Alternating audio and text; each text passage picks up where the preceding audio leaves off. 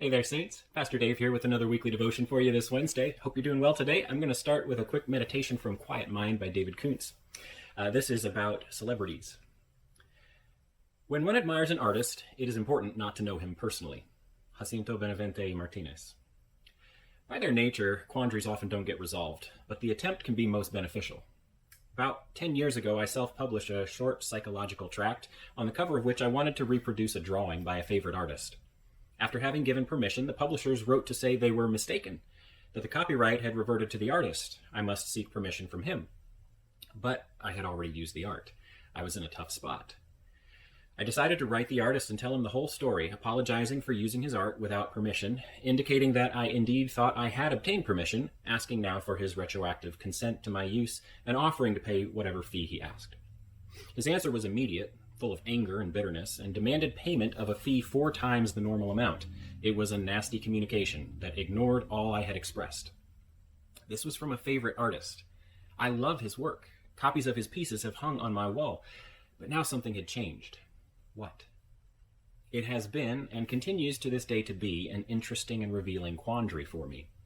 As I spend quiet time with his work, I know that I still admire it, but I have seen an aspect of the artist that I can't like and that has possibly changed my attitude toward his work. Part of me says my attitude is unreasonable and unfair. Another part of me doesn't buy it.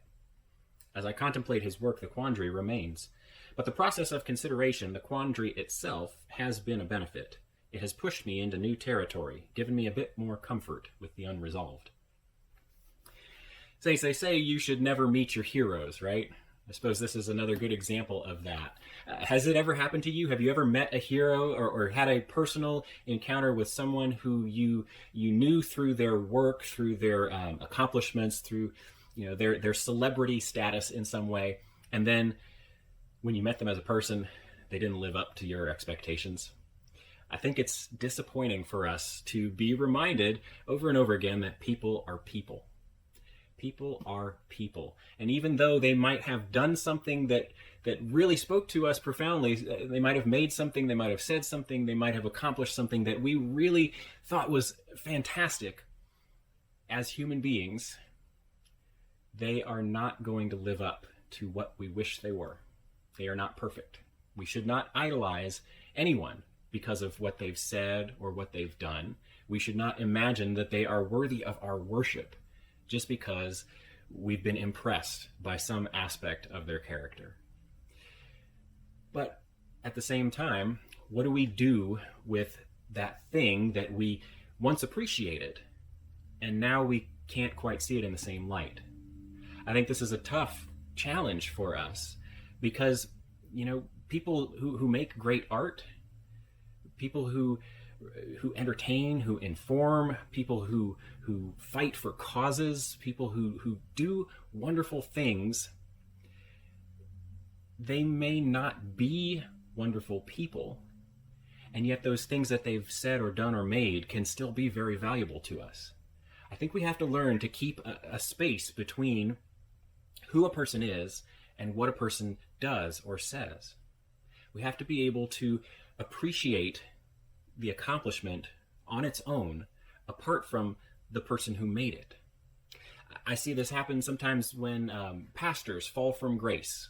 When someone who has led a really big church or some kind of mission organization or done something really fantastic for the church turns out to be just another flawed human being, and all of a sudden people run away from that church or from that organization or from that mission or even fully from Christianity. I think something was lost there that didn't need to be lost. It happens in Scripture too. If we decide that there is a side to a particular author or biblical writer that we don't like, sometimes we end up ignoring the rest of their work, the rest of the theological truth that they're sharing with us. We shouldn't do that necessarily. We can maintain that space between saying, I don't agree with this person as a person, I don't think that everything they do is great, but what they said here is still worth wrestling with. What they said here, concerning the gospel may still be true, even if they are not necessarily a perfect person. Saints, I think it's important for us to be able to distinguish between individuals and their ideas and their contributions. And while we should not worship anybody, neither should we destroy everything of value that they might have created just because they are personally flawed. It's a quandary, isn't it? It's something difficult for us to try to think through, but I think it's worthwhile.